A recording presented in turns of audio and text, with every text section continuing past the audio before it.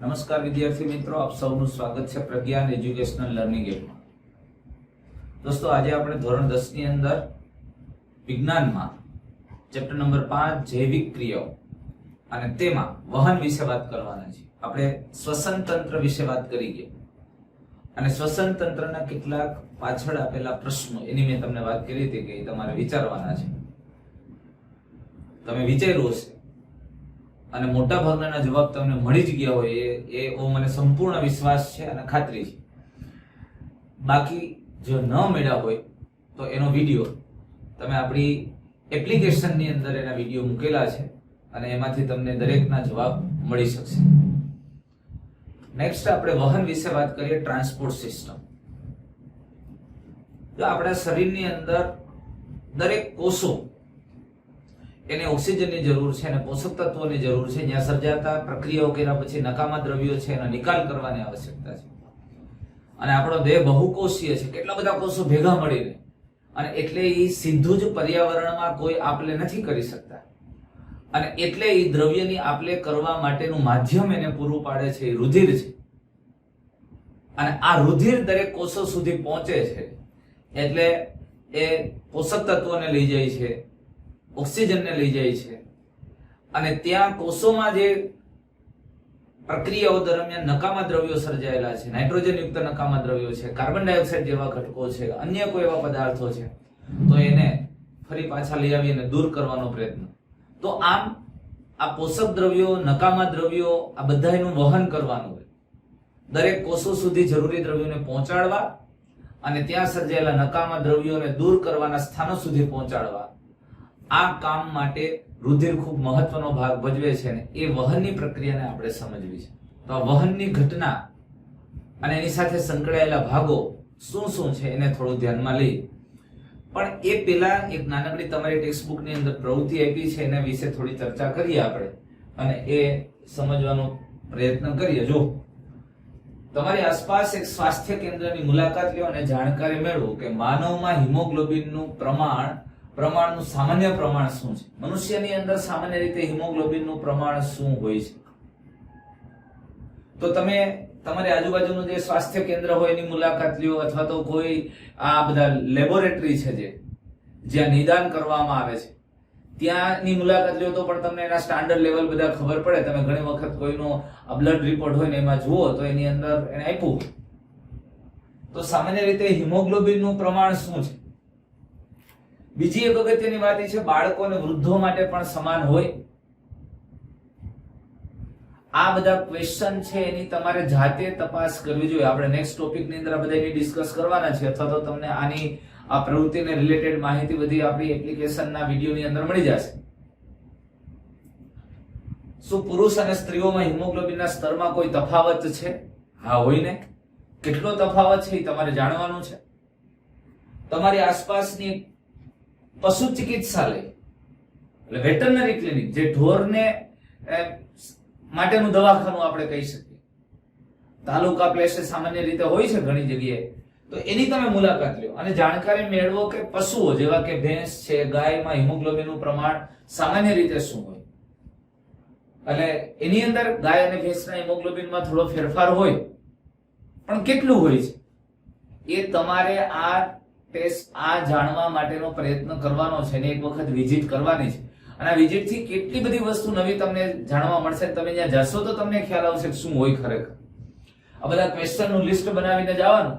ત્યાં કોઈ veterinary officer હોય તો એને પૂછવાનું, એની પાસેથી માહિતી લેવાની, તો તમને આઈડિયા આવશે. અને બીજું કે એ પશુ ચિકિત્સાલય જશો તો એ ખબર પડશે કે પશુઓના દવાખાનામાં હોય શું.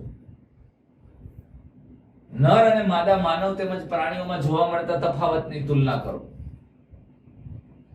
તો નર અને માદાની અંદર, મનુષ્યની અંદર એના હિમોગ્લોબિનમાં થોડો તફાવત હોય છે, એની તુલના કરવાની વાત છે. શું તફાવત છે અને તફાવત છે તો આવું શા માટે, એના કારણો શું છે, આ બધી બાબતોની ડિસ્કસ આપણે કરશું. અને એ બધું તમને આપણી એપ્લિકેશન ઉપર એના વિડીયોમાંથી તમને મળી જશે. અને એજી એક વાત કરી છે કે શું આ પ્રમાણ વાછરડાઓ નર અને માદા પ્રાણીઓમાં સમાન હોય છે? એમાં થોડો ફેરફાર હોય છે, થોડી ભિન્નતાઓ હોય છે. અને ભિન્નતાઓ શું છે, શા માટે છે, એ બધી બાબતોની આપણે પ્રેક્ટિકલી જાણકારી મેળવવાનો પ્રયત્ન કરવાનો છે. આ પ્રવૃત્તિ ખરેખર વિદ્યાર્થીએ કરવા માટે અને આ ખરેખર કરવી જોઈએ. આની સાથે સાથે કેટલી બધી વસ્તુઓ તમને નવી જાણવા મળશે અને એના માટેની આ પ્રવૃત્તિઓ છે. તો આ પ્રવૃત્તિઓ વિશેની ડિસ્કસ તમને આપણી એપ્લિકેશનના વિડીયોમાંથી મળી જશે, પણ હું તો એવું કહું છું કે એ જોવા પહેલા તમારે તમારી રીતે કરવાનો પ્રયત્ન કરવાનો છે. તો આગળ આપણે જોઈએ, હવે વાહન વિશે થોડી વાતો કરીએ. તો ખરેખર આ ટોપિકમાં આપણે શું શીખવાના છીએ? આ ટોપિકની અંદર એક તો માનવમાં વહન તંત્ર અને પરિવહન તંત્રના ઘટકો કયા છે અને આ ઘટકોનું કાર્ય શું છે. સસ્તન અને પક્ષીઓમાં ઓક્સિજન યુક્ત અને ઓક્સિજન વિહીન રુધિર અલગ કરવાની જરૂરિયાત શા માટે છે, કેમ છે, અને એમાં જ શા માટે બે રુધિર અલગ છે, ઓક્સિજન યુક્ત અને ઓક્સિજન વિહીન રુધિર.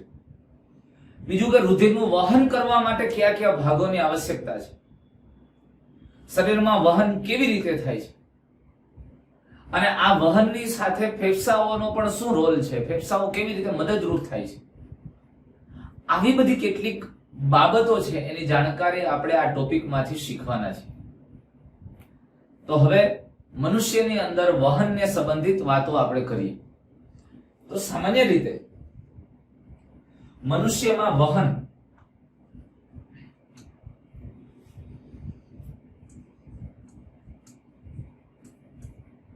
છે તો એ આપણને ખબર છે કે મનુષ્યની અંદર વહન રુધિરનું થાય છે અને મનુષ્યમાં વહન રુધિરનું થાય છે. અને આ રુધિરની આપણે વાત કરીએ તો રુધિરમાં બે પ્રકારના ઘટકો જોવા મળે છે. એક રુધિર રસ અને બીજું રુધિર કોષો.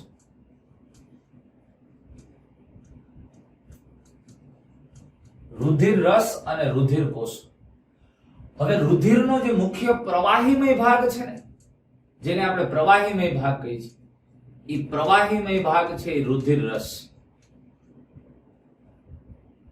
અને એટલે રુધિર રસને પ્લાઝમા પણ કહી શકાય. ખૂબ અગત્યની વાત છે, રુધિર રસને પ્લાઝમા પણ કહેવામાં આવે. રુધિરનો જે મુખ્ય પ્રવાહીમય ભાગ છે, હા, આ પ્રવાહીમય ભાગની અંદર કેટલાક રુધિર કોષો પણ આવેલા છે. અને આ રુધિર કોષો આમ ખરેખર જુઓ તો 3 પ્રકારના રુધિર કોષો છે. ક્યાં 3 પ્રકારના? જેમાં એક રક્તકણ, જેને તમે શોર્ટમાં આરબીસી કહી શકો છો. રક્તકણ આરબીસી, રેડ બ્લડ સેલ્સ અથવા તો રેડ બ્લડ કોર્પુસલ્સ. પછી બીજા એક ડબલ્યુબીસી, જેને આપણે શ્વેત કણ કહીએ છીએ, વ્હાઇટ બ્લડ કોર્પુસલ્સ અથવા તો વ્હાઇટ બ્લડ સેલ્સ. અને ત્રીજા એક આપણે ત્રાક કણ, જેને ઘણી વખત આપણે પ્લેટલેટ્સ પણ કહીએ છીએ. તો આવા 3 પ્રકારના કોષો છે. હવે ખરેખર આ રુધિર છે ને, એ મનુષ્યના આખા શરીરમાં પરિવહન અને પરિભ્રમણ પામે છે. જો વહન પામતો કોઈ ઘટક કે પદાર્થ હોય તો એ રુધિર છે. હા, એની સાથે હજી બીજું એક છે પ્રવાહી વહન પામતું ઘટક, એ લસિકા છે, પણ એ રુધિરમાંથી જુદો પડેલો ભાગ છે, એટલે એની પણ વાત કરશું. પણ અત્યારે આપણે રુધિરની વાતો કરીએ છીએ. હવે આ ખરેખર રુધિર છે, રુધિર રસ અને રુધિર કોષોનું બનેલું છે. અને રુધિર રસ એ પ્રવાહીમય ભાગ, પ્લાઝમા છે, એમાં ક્યાંક ક્યાંક રુધિર કોષો છૂટાછવાયા આવેલા હોય. આ ખરેખર શેના વહન સાથે સંકળાયેલા છે, કેવી રીતે વહન કરે છે? તો રુધિરનો જે પ્રવાહીમય ભાગ, રુધિર રસ, જેને આપણે પ્લાઝમા કહીએ છીએ, તે શેનું ઘટકોના વહન સાથે સંકળાયેલા છે? કયા ઘટકોના? તો ખરેખર તમે આ જુઓ તો આપણા પોષક પદાર્થો, આ પોષક પદાર્થો કે ઘટકોના વહનનું કામ કરે છે. એમાં દ્રાવ્ય થઈ અને એની સાથે વહન પામે છે. આ સિવાય તો કે એ પોષક પદાર્થોને કોષો સુધી લઈ જાય છે. આ સિવાય તો કે હા, એ સિવાય ઉત્સર્ગ દ્રવ્યો, જે કોષોની અંદર નકામા દ્રવ્યો સર્જાયા હતા, એ દ્રવ્યોનો નિકાલ કરવા માટે લઈ આવે છે, એટલે ઉત્સર્ગ પદાર્થોનું વહન કરે છે. અને શ્વસન વાયુઓમાં પ્રવાહીમય ભાગની અંદર વધારે દ્રાવ્ય સ્વરૂપે કાર્બન ડાયોક્સાઇડ હોય, એટલે આપણે એમ કહીશું કે કાર્બન ડાયોક્સાઇડનું વહન પણ રુધિર રસ અથવા તો પ્રવાહીમય ભાગ દ્વારા થાય છે. આ સિવાય વિવિધ ક્ષારો, આયન્સ, વિવિધ ક્ષાર અથવા તો આયનો, જે ખનિજ તત્વ જેને આપણે કહીએ છીએ, એ વિવિધ ક્ષારનું પણ વહન આ પ્રવાહીમય ભાગમાં દ્રાવ્ય સ્વરૂપે થાય છે. અને આ રુધિર કોષો છે, એમાં આ રક્તકણ એટલે કે આરબીસી ઓક્સિજનના વહન સાથે સંકળાયેલા છે. આ O2 નું વહન આરબીસી દ્વારા થાય છે. અને WBC જે છે એ આપણા પ્રતિકાર તંત્ર સાથે સંકળાયેલ છે, એટલે આપણા રોગકારકો સામે લડવાનું કામ કરે છે. અને આ સિવાય ત્રાક કણ છે એ ખાસ કરીને કે આપણા વહનમાં નુકસાન થયું છે તો એની સામે લડવા, નુકસાનને ઘટાડવાનું અને રુધિર ગંઠનના કાર્ય સાથે સંકળાયેલ છે. આ બે બાબતો છે તમારી ટેક્સ્ટમાં આપેલી નથી, પણ અત્યારે આટલું પેલા મગજમાં રાખીએ કે રુધિર ખાસ કરીને વહનના કાર્ય સાથે સંકળાયેલ છે. તો રુધિરમાં રુધિર રસ એ પોષક પદાર્થો આપણે જે ખોરાક લીધો પાચન થયું સરળ ઘટકોમાં ફેરવાનું હતું એ glucose, amino acid, fatty acid, glycerol, vitamins વગેરે જેવા પદાર્થો આ રુધિર રસ દ્વારા વહન પામે છે. અને કોષોની અંદર ગયા પછી ત્યાં પ્રક્રિયાઓને અંતે સર્જાતા નકામા દ્રવ્યો જે નાઇટ્રોજન યુક્ત નકામા દ્રવ્યો છે એ ઉત્સર્ગ પદાર્થોનું વહન પણ રુધિર રસ દ્વારા થાય. ખાસ કરીને શ્વસન વાયુમાં કાર્બન ડાયોક્સાઇડનું વહન રુધિર રસ દ્વારા થાય દ્રાવ્ય સ્વરૂપે. ઓક્સિજનનું વહન રક્તકણ દ્વારા થાય છે. અને આ સિવાય વિવિધ ક્ષાર એ પણ રુધિરમાં રુધિર રસની અંદર દ્રાવ્ય છે અને એટલે આ પ્રવાહીમય ભાગ દ્વારા તેનું વહન થાય. આ WBC આપણા પ્રતિકાર તંત્ર સાથે સંકળાયેલ છે અને ત્રાકકણ એ રુધિર ગંઠન જેવી ક્રિયાઓ સાથે સંકળાયેલ છે. આ બધા ઘટકોનું વહન રુધિર રસ અને રુધિર કોષો દ્વારા થાય છે. તો હવે એક વાત ઈ થઈ ને કે આ દરેક કોષો સુધી આ બધો લવાચો પહોંચાડવો છે, જ્યાં સર્જાતા નકામા નાઇટ્રોજન યુક્ત દ્રવ્યોને લાવવા છે. તો રુધિરને શરીરના વિભિન્ન અંગો સુધી પહોંચાડવા પડશે અને ત્યાંથી પાછું રુધિરને લઈ આવવું પડશે. એ કામ કોણ કરશે? તો એનો અર્થ એવો છે ને કે આપણા શરીરમાં એક પંપ જેવું કાર્ય કરતા ભાગની પણ જરૂર છે. એટલે આ રુધિરના વહન માટે રુધિર અને બીજું પ્રવાહી લસિકા છે. તો આ બધા પદાર્થોના વહન માટે કંઈક આવશ્યક છે, કંઈક આવા પંપ જેવા અંગની જરૂરિયાત છે. એટલે પંપ જેવા અંગોની જરૂરિયાત છે. એટલે એક જરૂરિયાત નંબર 1 પંપ જેવું અંગ અથવા પંપ જેવા અંગ. કે હવે હાલો પમ્પિંગ કરશે એ વાત બરોબર છે. હાલો પંપ જેવું અંગ કયું હોય? તો કે એક હૃદય પમ્પિંગ કરે છે, શરીરના વિભિન્ન અંગો સુધી ધકેલે રુધિરને, ત્યાંથી પાછું આવે એટલે એ ફોર્સ લગાડવાનું કામ કરે છે અને એ પંપ જેવું અંગ હૃદય. હવે પણ ત્યાંથી કઈ ફુવારા થશે? હૃદય પંપ કરીને શરીરના દરેક ભાગ સુધી પહોંચાડી દેશે અહીંથી ફુવારા કરી નહીં. તો ત્યાં દરેક ભાગો સુધી પહોંચાડવા માટે યોગ્ય રીતે વહન થાય એના માટે નલિકાઓની રચના જોશે, કઈ પાઇપલાઇન જેવી રચનાઓ જોશે. એટલે રુધિરને દરેક અંગો સુધી વહન કરી શકે તેવી રચનાઓ. એટલે હવે આપણે બીજી કઈ રચનાની જરૂર પડશે? રુધિરને દરેક અંગો સુધી વહન કરી શકે તેવી અને તેવી રચનાઓની જો વાત કરીએ તો નલિકાની રચનાઓ જોઈએ છે, પાઇપલાઇનની જરૂરિયાત છે, એટલે રુધિર વાહિનીની જરૂરિયાત છે.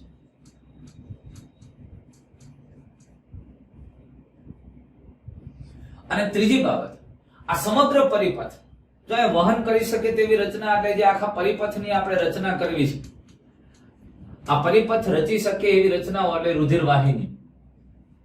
એના સિવાય તો કે ત્રીજું, આ સમગ્ર પરિપથ છે એમાં કાર્ય થાય છે એ દરમિયાન કોઈ જે નુકસાન થાય તેનું સમારકામ કરી શકે તેવું તંત્ર. આ પરિપથના નુકસાનને સમારકામ કરી શકે તેવા તંત્રની પણ આવશ્યકતા છે. અને આવું તંત્ર જેની અંદર ખાસ કરીને મહત્વનો ભાગ કે લીકેજ થયું, કે તૂટ્યું તો એને બ્લોક કરવું, રુધિર વહી જાય છે તો એને અટકાવવું, એના માટે ત્રાકકણ અને અન્ય ઘટકો જે જવાબદાર છે. તો દોસ્તો અહીંયા સૌથી મહત્વની વાત એ છે કે શરીરના વિભિન્ન ભાગો સુધી રુધિરને પહોંચાડવું છે તો એને ધક્કો મારી શકે એવું પંપ જેવા અંગની જરૂરિયાત છે હૃદય. અને હૃદયને પહોંચાડશે કે ફુવારા નહીં કરે તો એને દરેક ભાગો સુધી પહોંચાડવા માટે નળીઓ જેવી રચના છે, પાઇપલાઇનની જરૂરિયાતો છે ને એક આખો પરિપથ રચવો છે. હૃદયમાંથી આમાં વિભિન્ન અંગો સુધી પહોંચે અને ત્યાં દરેક કોષોને રુધિર પૂરું પ્રાપ્ત થાય એના માટેનો એક પરિપથ સર્જે એવી રુધિર વાહિની. અને આખું સમગ્ર પરિપથમાં ક્યાંય પણ નુકસાન થાય, ભાઈ આવડું મોટું કામ હાલતું હોય તો ક્યાંય બ્રેક થાય, ક્યાંય તૂટે, એ લીકેજને બંધ કરે એવું એક વિશિષ્ટ તંત્ર, સમારકામ કરી શકે એવું તંત્ર, એટલે ત્રાકકણ અને અન્ય કેટલાક ઘટકો અને પદાર્થો અને એની આખી ટીમ જેને કહી શકીએ, આવા બાબતોની આપણે આવશ્યકતા હોય છે રુધિરના પરિવહન માટે. તો વહન માટે આ બધા જ ઘટકો સંકળાયેલા છે અને બધા વિશે આપણે ડિટેલમાં વાત કરશું. તો એમાં સૌથી પહેલા હૃદય વિશે આપણે વાત કરીએ કે રુધિરના વહન માટે જે સૌથી પંપ જેવું કાર્ય કરતું અંગ એ હૃદય છે. તો હૃદયની આપણે વાત કરીએ તો મનુષ્યમાં હૃદય એ સ્નાયુલ અંગ છે. સ્નાયુલ શું કરવાના છે?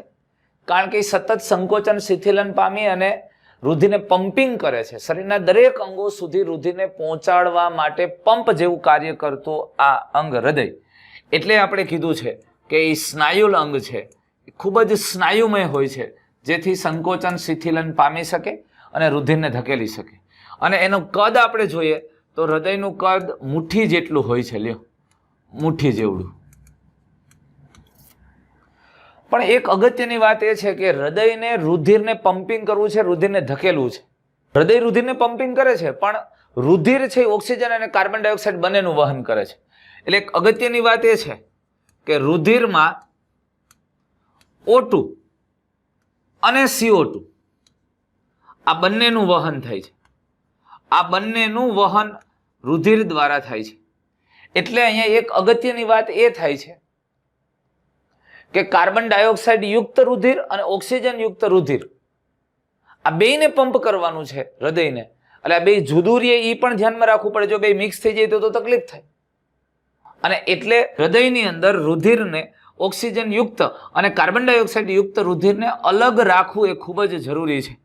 એટલે ઓક્સિજન યુક્ત રુધિર અને કાર્બન ડાયોક્સાઇડ યુક્ત રુધિર એને અલગ રાખવું એ ખૂબ જરૂરી છે. તો પછી એના માટે શું થવું? તો હૃદયને આ બે રુધિરને અલગ રાખવા માટે, બેને સેપરેટ કરવા માટે હૃદયની અંદર એના આંતરિક ભાગોમાં વિભાજન થયેલું હોય છે. અને એટલે હૃદય ખંડોમાં વિભાજિત હોય છે. આ હૃદય છે એ ખંડમાં વિભાજિત છે. હૃદય કેવી રીતે ખંડોમાં વિભાજિત છે એની આંતરિક રચના જોઈએ આપણે. હવે તો આ હૃદયનો ઊભો છેદ લઈએ અને કાપીને જોઈએ તો ખરેખર હૃદય છે એ કેટલાક ખંડોમાં વહેંચાયેલું. શા માટે ખંડોમાં વહેંચાયેલું છે? તો કે એમાં ઓક્સિજન યુક્ત અને કાર્બન ડાયોક્સાઇડ યુક્ત રુધિરને જુદા રાખવા માટે, અલગ રાખવા માટે, નહીતર તો મિક્સ થઈ જાય રુધિર. તો એને અલગ કરવા માટે હૃદય ખંડોમાં વિભાજિત છે. તો કેવા ખંડોમાં વિભાજિત છે એની વાત કરીએ. હૃદય આમ જુઓ તો આમ 4 ખંડોમાં વિભાજિત છે. 2 ઉપરની બાજુ ખંડ છે ને 2 નીચેની બાજુ ખંડ છે. એટલે આપણે એવું કહી શકીએ કે હૃદય છે, હૃદય આવા 4 ખંડોમાં વહેંચાયેલું છે. બહુ ટૂંકમાં વાત કરીએ તો આપણે કહીએ એમ આ 4 ખંડોમાં વહેંચાયેલું છે. હવે આવી રીતે 4 ખંડોમાં વહેંચાયેલું છે તો એનાથી એ શું કામ કરશે? તો કે હૃદય છે, હૃદય ઓક્સિજન યુક્ત રુધિર અને ઓક્સિજન વિહીન રુધિરને જુદું રાખે છે. હવે જે ઓક્સિજન વિહીન એટલે કે જે કાર્બન ડાયોક્સાઇડ યુક્ત રુધિર છે, આ CO2 યુક્ત રુધિર છે, એ CO2 યુક્ત રુધિરને CO2 મુક્ત કરવા માટે, જોજો આ CO2 મુક્ત કરવા માટે એને ફેફસામાં લઈ જવામાં આવે છે. ફેફસામાં લઈ જવામાં આવે છે. હવે વાતને સમજો.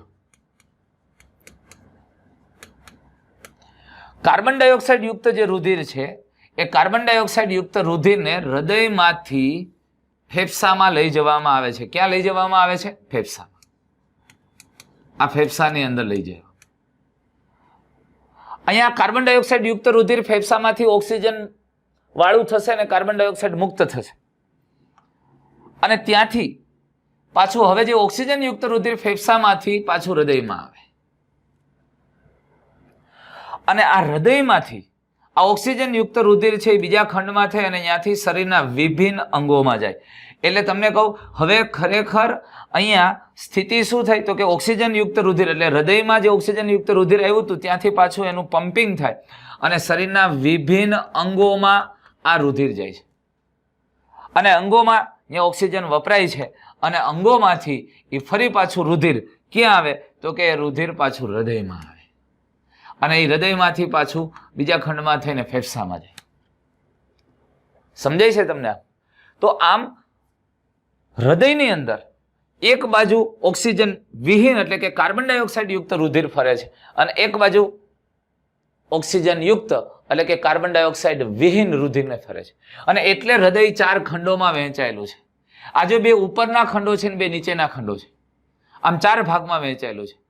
હૃદયમાં જે રુધિર આવે છે એમાંથી ઓક્સિજન વિહીન રુધિર છે એને કાર્બન ડાયોક્સાઇડ મુક્ત કરવા અને ઓક્સિજન યુક્ત બનાવવા માટે ફેફસામાં મોકલવું પડે અને ફેફસામાંથી કાર્બન ડાયોક્સાઇડ મુક્ત થઈ જાય ઓક્સિજન એમાં ઉમેરાય તો એ રુધિર ફરી પાછું હૃદયમાં આવે અને હૃદયમાંથી આમ શરીરના વિભિન્ન અંગોમાં લઈ જવામાં આવે અને વિભિન્ન અંગોમાંથી ફરી પાછું રુધિરમાં આવે.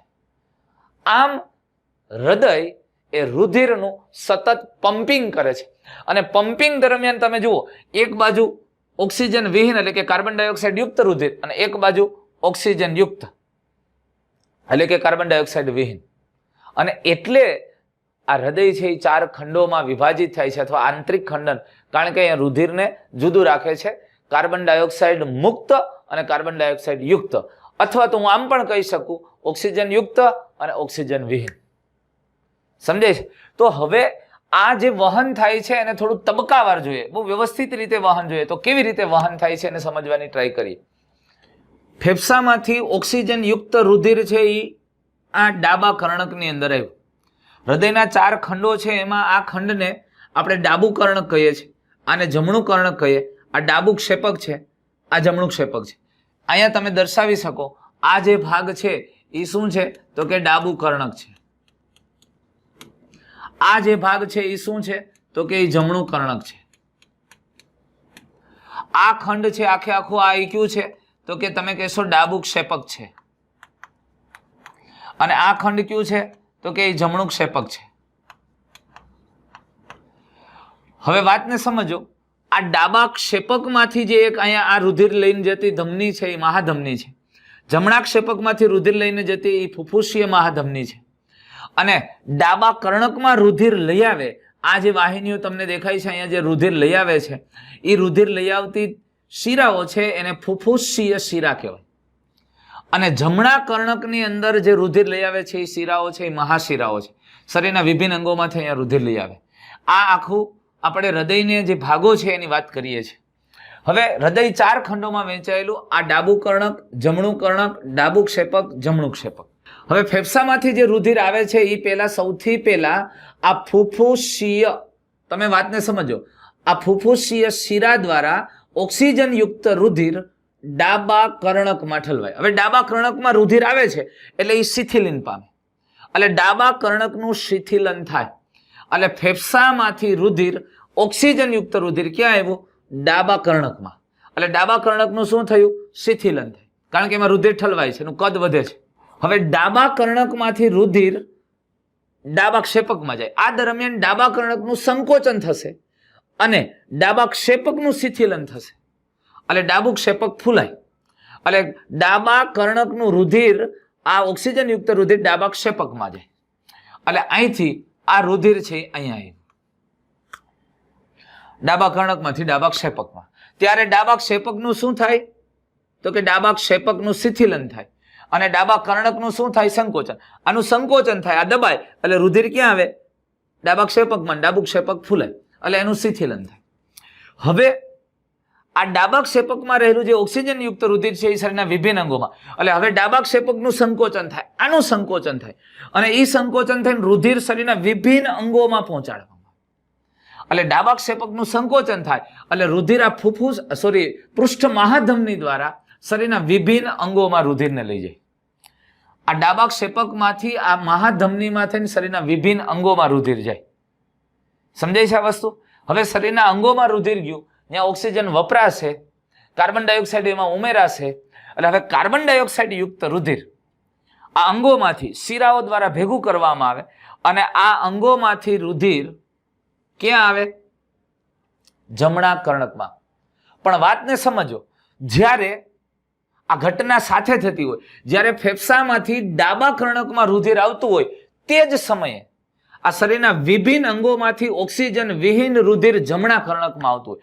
શરીરના વિભિન્ન અંગોમાંથી આ રુધિર જમણા કર્ણકમાં, જ્યારે રુધિર ડાબા કર્ણકમાં ઠલવાય છે એ જ સમયે શરીરના વિભિન્ન અંગોમાંથી જમણા કર્ણકમાં.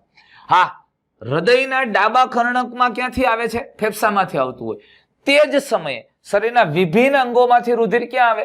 જમણા કર્ણકમાં આવે. જમણા કર્ણકમાં ત્યારે શિથિલન થાય, એટલે બે કર્ણકો એક સાથે જ શિથિલન પામે છે. બે કર્ણકોમાં એક સાથે શિથિલન થાય. હવે આ બે કર્ણકો સંકોચાય એટલે કર્ણકોમાં રહેલું રુધિર બે ક્ષેપકમાં જાય. તો જોજો, જમણા કર્ણકનું રુધિર જમણા ક્ષેપકમાં જાય ત્યારે જમણા ક્ષેપકનું શિથિલન થાય, એમ ડાબા કર્ણકનું રુધિર ડાબા ક્ષેપકમાં જાય તો બેયનું શિથિલન થાય. હવે જમણા ક્ષેપકનું શિથિલન થાય એટલે રુધિર આવ્યું જમણા કર્ણકમાંથી જમણા ક્ષેપકમાં, અને હવે જમણા ક્ષેપકનું સંકોચન થાય એટલે જમણા ક્ષેપકમાંથી રુધિર આ ફુફુસીય મહાધમની દ્વારા ફેફસામાં જાય. આ ફુફુસીય મહાધમની દ્વારા રુધિર ક્યાં જાય? બે બાજુના ફેફસામાં જાય. એ ઓક્સિજન વિહીન રુધિર જાય અને ફેફસામાં ઓક્સિજન યુક્ત બનશે, કાર્બન ડાયોક્સાઇડ દૂર થશે અને ઓક્સિજન ઉમેરાશે. એટલે હવે સમજો તબક્કાવાર. ફેફસામાંથી ક્યાં આવ્યું? તો કે ફેફસામાંથી ડાબા કર્ણકમાં. એ કેવું રુધિર છે? ઓક્સિજન યુક્ત રુધિર. શેના દ્વારા આવ્યું? ફુફુસીય શિરા દ્વારા. ડાબા કર્ણકમાંથી રુધિર ક્યાં ગયું? તો કે ડાબા ક્ષેપકમાં. એ કેવું રુધિર છે? ઓક્સિજન યુક્ત રુધિર છે. હવે ડાબા ક્ષેપકમાંથી ક્યાં ગયું? તો કે શરીરના વિભિન્ન અંગોમાં મહાધમની દ્વારા. શરીરના વિભિન્ન અંગોમાં. અંગોમાંથી ક્યાં ગયું? તો કે અંગોમાંથી રુધિર આવ્યું હવે મહાશિરાઓ દ્વારા જમણા કર્ણકમાં. જમણા કર્ણકમાંથી ક્યાં ગયું? તો કે જમણા ક્ષેપકમાં. જમણા ક્ષેપકમાંથી ઓક્સિજન વિહીન રુધિર ક્યાં ગયું? ફુફુસીય મહાધમની દ્વારા ફેફસામાં. આ સાયકલ ચાલે છે. પણ એક વાત સમજો, જ્યારે ડાબા કર્ણકની અંદર ફેફસામાંથી રુધિર આવે છે એ જ સમયે જમણા કર્ણકની અંદર શરીરના વિભિન્ન અંગોમાંથી રુધિર આવે છે. જ્યારે બંને કર્ણકોનું સંકોચન થાય એટલે બંને ક્ષેપકોનું શિથિલન થાય ત્યારે કર્ણકોમાંથી રુધિર ડાબા કર્ણકમાંથી ડાબા ક્ષેપકમાં અને જમણા કર્ણકમાંથી જમણા ક્ષેપકમાં, અને બંને ક્ષેપકોનું સંકોચન થાય એટલે ડાબા ક્ષેપકમાંથી પૃષ્ઠ મહાધમની દ્વારા શરીરના વિભિન્ન અંગોમાં અને ફુફુસીય મહાધમની દ્વારા ફેફસામાં. આમ સતત રુધિરનું પરિભ્રમણ થાય છે. પણ એક વસ્તુ સમજવા જેવી છે, અહીંયા આ હૃદય દ્વારા એક સાથે બે પ્રકારના રુધિરનું વહન થાય. ડાબા ખંડો છે ઓક્સિજન યુક્ત રુધિરનું વહન કરે, જમણા ખંડો છે એ ઓક્સિજન વિહીન રુધિરનું વહન કરે છે, અને બે ભાગોમાં એક સાથે પમ્પિંગ થાય એટલે આને બેવડું પરિવહન કહેવાય. અને બીજું એક વસ્તુ સમજો કે દાખલા તરીકે કોઈ રુધિરને અંગમાં જવું છે તો અંગમાંથી એકવાર હૃદયમાં, હૃદયમાંથી પાછું બહાર ફેફસામાં જાય, ને ફેફસામાંથી પાછું હૃદયમાં થાય. એટલે એકનું એક રુધિર હૃદયમાંથી બે વખત પસાર થાય છે. અંગમાંથી આવેલું રુધિર પેલા ક્યાં જાય? હૃદયના જમણા કર્ણકમાં. ત્યાંથી ક્યાં જાય? જમણા ક્ષેપકમાં. જમણા ક્ષેપકમાંથી ફેફસામાં. ફેફસામાંથી પાછું બીજી વાર હૃદયમાં એવું ડાબા કર્ણકમાં. ડાબા કર્ણકમાંથી ડાબા ક્ષેપકમાં, ક્ષેપકમાંથી અંગોમાં. એટલે બેવડું પરિવહન કહેવામાં આવે છે. અને ઓક્સિજન યુક્ત અને ઓક્સિજન વિહીન આ બંને રુધિર સ્પષ્ટ હૃદયમાં અલગ અલગ ખંડોમાં રહે અને બંને ખંડો દ્વારા વિવિધ ભાગોમાં પમ્પિંગ થાય છે, અને માટે એને બેવડું પરિવહન કહેવામાં આવે. પણ આ રુધિરનું વહન એક જ દિશામાં થાય એટલે અહીંયા વાલ્વ આવેલા હોય. તમે જો આની અંદર સ્પષ્ટ આપણને વાલ્વ દેખાય છે. આ જમણું કર્ણક જમણા ક્ષેપકમાં ખુલે, અહીંયા વાલ્વ આવેલા છે. અહીંયા વાલ્વ આવેલો છે. ડાબુ કર્ણક ડાબા ક્ષેપકમાં ખુલે, અહીંયા વાલ્વ આવેલો છે. આ જમણા કર્ણક અને જમણા ક્ષેપક વચ્ચે વાલ્વ આવેલો હોય ત્રિદલ વાલ્વ હોય, અને ડાબા કર્ણક અને ડાબા ક્ષેપક વચ્ચે આવેલો વાલ્વ દ્વિદલ વાલ્વ. પછી જુઓ, આ ક્ષેપક છે એ ક્ષેપક આ ધમનીમાં જમણું ક્ષેપક છે એ જમણું ક્ષેપક ફુફુસીય મહાધમનીમાં ખુલે, અહીંયા વાલ્વ આવેલો છે. આ વાલ્વ છે, આ વાલ્વ છે. અને ડાબુ ક્ષેપક પૃષ્ઠ મહાધમનીમાં ખુલે, અહીંયા વાલ્વ આવેલો છે. તો આ વાલ્વ રુધિરને એક જ દિશામાં વહન પામવા દે, ફરી પાછું ફરવા દેતા નથી. સમજાય છે?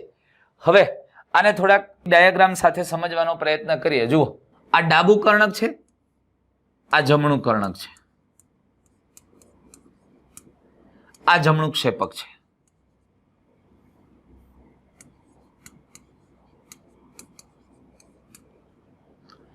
આ ફેફસા છે, આ ફુફુસીય શિરા છે, અને આ ફુફુસીય ધમની છે. સમજાય? આ મહાધમની છે અને આ મહાશિરાઓ છે. આ શરીરના વિભિન્ન અંગો છે, વિભિન્ન અંગો છે.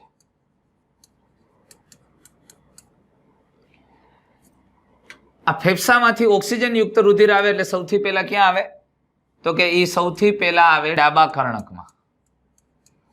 હવે આ ડાબા કર્ણકમાંથી રુધિર આવે, ત્યાં એક વાલ્વ આવેલો હોય, દ્વિદલ વાલ્વ. આ દ્વિદલ વાલ્વ છે, જો આ. એટલે ત્યાંથી રુધિર, અહીંયાથી રુધિર સીધું ક્યાં આવે? તો કે ડાબા કર્ણકમાંથી ડાબા ક્ષેપકમાં. એ કેવું? ઓક્સિજન યુક્ત. ડાબા ક્ષેપકમાંથી રુધિર ક્યાં જાય? તો કે આ પૃષ્ઠ મહાધમનીમાં, મહાધમનીમાંથી વિભિન્ન અંગોમાં. વિભિન્ન અંગોમાં ઓક્સિજન વપરાય ને ઓક્સિજન વિહીન રુધિર ક્યાં આવે? તો કે શિરાઓમાં. આ શિરામાંથી આ રુધિર ક્યાં આવે? તો કે જમણા કર્ણકમાં, અહીંયા આવે. જમણા કર્ણકમાંથી જમણા ક્ષેપકમાં, ત્યાં એક વાલ્વ આવેલો હોય, ત્યાં ત્રિદલ વાલ્વ આવેલો હોય.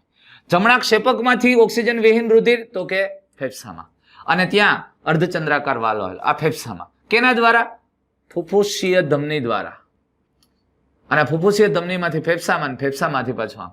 તો આમ સતત પરિવહન થયા કરે છે, આમ સતત પરિભ્રમણની ક્રિયા ચાલે છે. પણ આમ હૃદયની અંદર સ્પષ્ટ રીતે તમે જોઈ શકો કે જમણા ખંડની અંદર ઓક્સિજન વિહીન એટલે કે કાર્બન ડાયોક્સાઇડ યુક્ત રુધિરનું વહન થાય છે, અને ડાબા ખંડોમાં ઓક્સિજન યુક્ત રુધિરનું વહન થાય છે. બેવડો પંપ છે, બે બાજુ પમ્પિંગ કરે છે, ઓક્સિજન યુક્ત અને ઓક્સિજન વિહીન. પણ કોઈ પણ રુધિરના ઘટકને અંગમાં જવું છે તો એને ઓલરેડી ઓછામાં ઓછું 2 વખત હૃદયમાંથી પસાર થવું પડે. અહીંથી આવતું રુધિર પહેલા આવે જમણા કર્ણકમાં, ત્યાંથી જમણા ક્ષેપકમાં, ત્યાંથી ફેફસામાં, ફેફસામાંથી પાછું ડાબા કર્ણક, ડાબા ક્ષેપક, પછી એટલે હૃદયમાંથી એને 2 વાર પસાર થવાનું. પણ એક વખત જમણા ખંડમાં આવે, એક વખત ડાબા ખંડમાં આવે. અને આમ બંને ખંડો દ્વારા જુદા જુદા ભાગોમાં ઓક્સિજન યુક્ત અને ઓક્સિજન વિહીન રુધિરનું વહન થાય છે, એટલે બેવડું પરિવહન તરીકે આપણે એને ઓળખીએ છીએ. વાત સમજાણી? હવે ફેફસામાં ઓક્સિજનનો રુધિરમાં પ્રવેશ થાય છે. આ જે પ્રાણીઓ છે, મનુષ્ય જેવા પ્રાણીઓ છે, અથવા તો સસ્તન છે કે પક્ષીઓ છે, તેમાં શા માટે હૃદયની અંદર સ્પષ્ટ 2 અલગ રહે છે અને કેટલાક પ્રાણીઓમાં આવું કેમ જોવા નથી મળતું? એ બાબતને આખી આપણે સમજવી છે. એ પહેલા નાનકડું હું તમને આનું થોડું એનિમેશન બતાવું, અને પછી આપણે ફેફસાની અંદર ઓક્સિજન રુધિરમાં કેવી રીતે પ્રવેશે છે એની વાત, અને આવી શા માટે જરૂરિયાત છે, અને વધુ ઓક્સિજનની શું જરૂર છે, એવી કેટલીક વાતને આપણે સમજવાનો પ્રયત્ન કરીએ. હવે કેવી રીતે વહન થાય છે એને સમજવાનો પ્રયત્ન કરીએ આપણે. તો જો આ હૃદયનું જમણું કર્ણક છે, આ ડાબું કર્ણક છે, આ જમણું ક્ષેપક, ડાબું ક્ષેપક, આ પૃષ્ઠ મહાધમની દ્વારા શરીરના વિભિન્ન અંગોમાં રુધિર જાય છે. આ 2 ફેફસા છે. આ ફુફુસીય મહાધમની છે, એ ફુફુસીય મહાધમની દ્વારા ફેફસામાં, અને ફેફસામાંથી ફુફુસીય શિરાઓ દ્વારા ડાબા કર્ણકમાં. એટલે આ રુધિરનું આખું પરિભ્રમણ આપણને આ રીતે થતું જોવા મળે. અંગોમાંથી જમણા કર્ણકમાં, જમણા કર્ણક જમણા ક્ષેપકમાં, જમણા ક્ષેપકમાંથી ફેફસામાં, ફેફસામાંથી ઓક્સિજન યુક્ત રુધિર એ ડાબા ભાગોમાં આવે, અને ડાબા ખંડમાંથી શરીરના વિભિન્ન અંગોમાં, અને આમ સતત પરિવહન થતું રહેતું હોય છે. અને બીજું આપણે કીધું ને કે હૃદયની અંદર એક જ દિશામાં વહન થાય છે, એનું કારણ આ વાલ્વ છે. જમણા કર્ણકમાંથી જમણા ક્ષેપકમાં જ્યારે રુધિર આવે છે ત્યારે અહીંયા જે વાલ્વ છે એને પાછું નથી જવા દેતું, આ એક જ ખંડમાં ઠાલવે છે. એવી જ રીતે ડાબા કર્ણકમાંથી ડાબા ક્ષેપકમાં આવે ત્યારે પાછું નથી જવા દેતું, ત્યાં વાલ્વ આવેલા છે. અને આ તમે સમજી લ્યો, આ ક્ષેપકમાંથી જે રુધિરનું વહન થાય છે, આ જમણા ક્ષેપકમાંથી ફુફુસીય મહાધમનીમાં, અહીંયા જુઓ આવા અર્ધચંદ્રાકાર વાલ્વ આવેલો છે. એવી જ રીતે ડાબા ક્ષેપકમાંથી પૃષ્ઠ મહાધમનીમાં જાય, અહીંયા અર્ધચંદ્રાકાર વાલ્વ આવેલો. પણ વાતને સમજો, અહીંયા આ કર્ણકો અને ક્ષેપકો તમે જોવો છો તો કર્ણકોમાંથી રુધિર ક્ષેપકોમાં આવે, અને ક્ષેપકોમાંથી શરીરના અંગોમાં મોકલવાનું છે. એટલે અહીંયા ક્ષેપકોને ખૂબ જ પમ્પિંગ કરવું પડે, એના ઉપર દબાણ વધારે લાગે, અને એટલે તમને દેખાય એવી વાત છે કે કર્ણકો કરતા ક્ષેપકો કદમાં મોટા દેખાય છે. ક્ષેપકોની દિવાલ ખૂબ જ જાડી છે, ખૂબ જ સ્નાયુમય હોય છે. શું કરવાને? કારણ કે વધુ પમ્પિંગ કરવાનું છે. એટલે બહારથી જોતા અને આંતરિક રીતે પણ ક્ષેપકોની દિવાલ ખૂબ જ જાડી હોય છે, જ્યારે કર્ણકોની દિવાલ પાતળી હોય છે.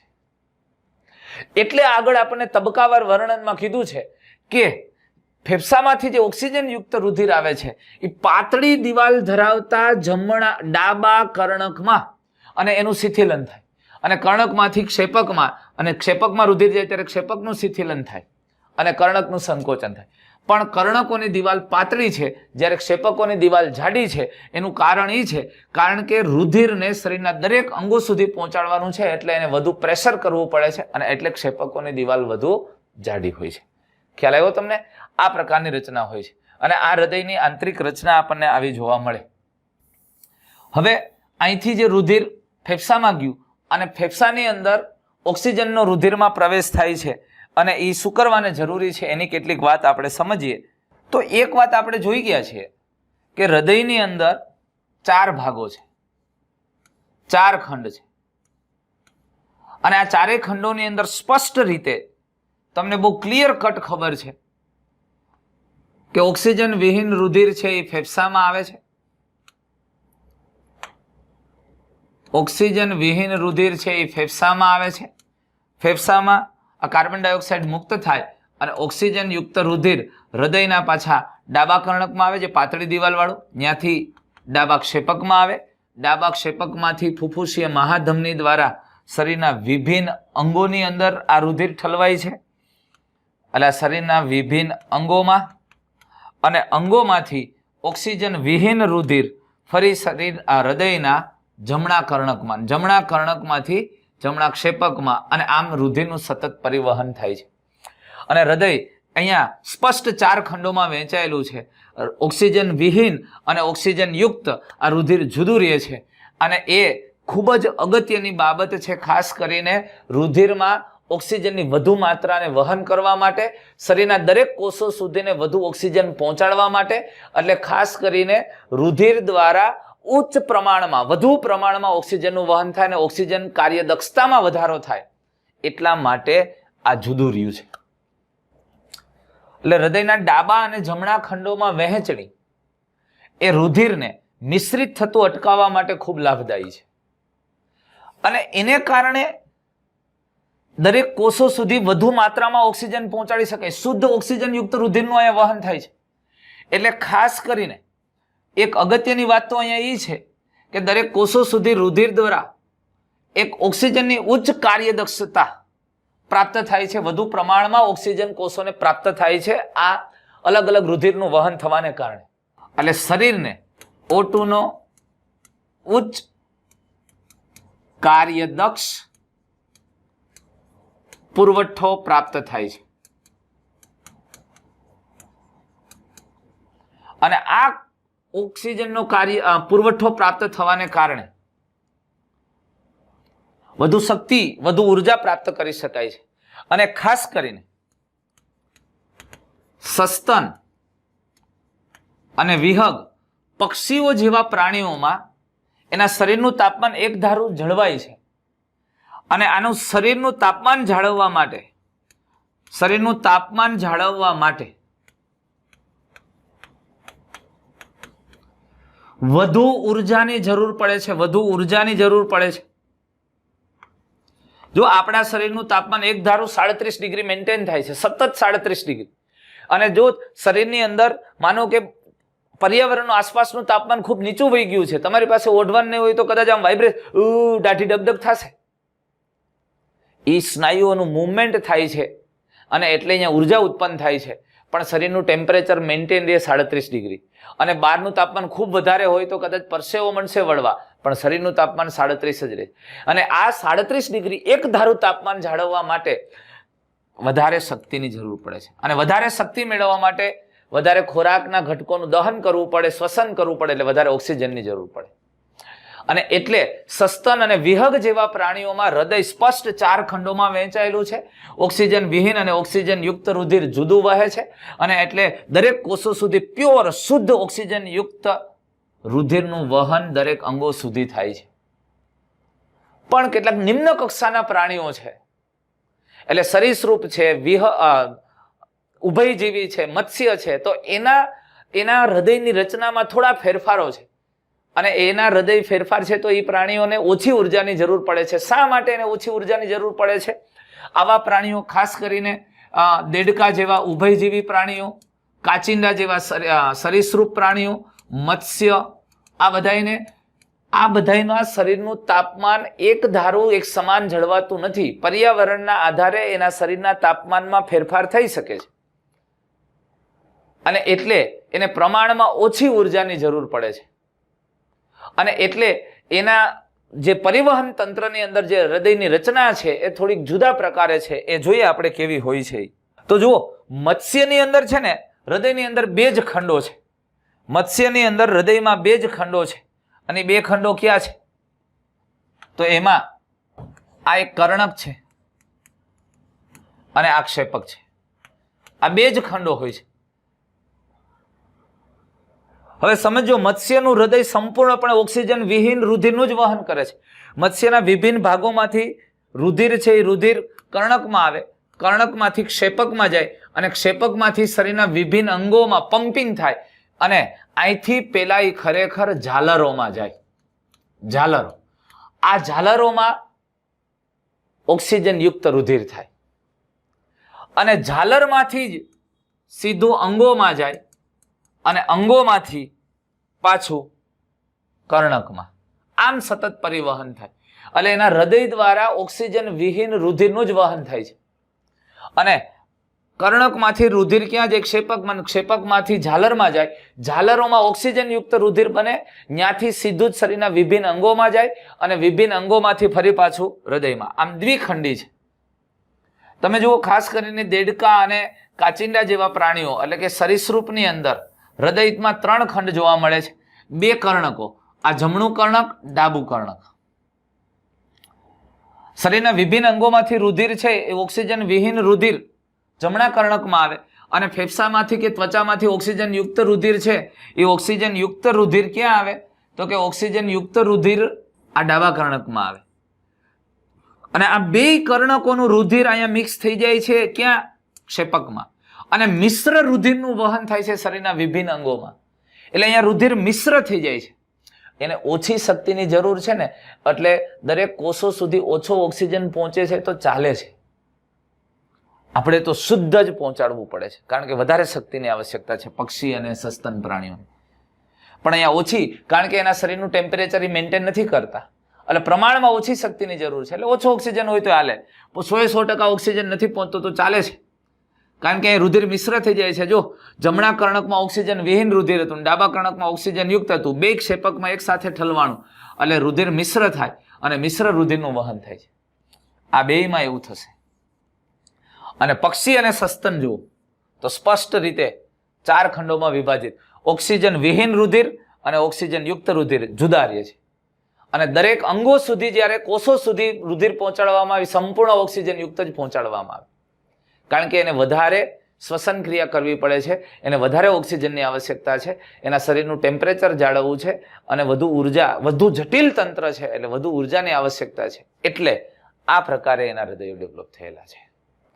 અને એમાં આપણને ખબર પડી કે સસ્તન અને પક્ષીઓની અંદર સ્પષ્ટ રીતે ઓક્સિજન યુક્ત અને ઓક્સિજન વિહીન રુધિર જુદું રહે અને જુદા જુદા ભાગોમાં પમ્પિંગ થાય માટે બેવડું પરિવહન કહેવાય.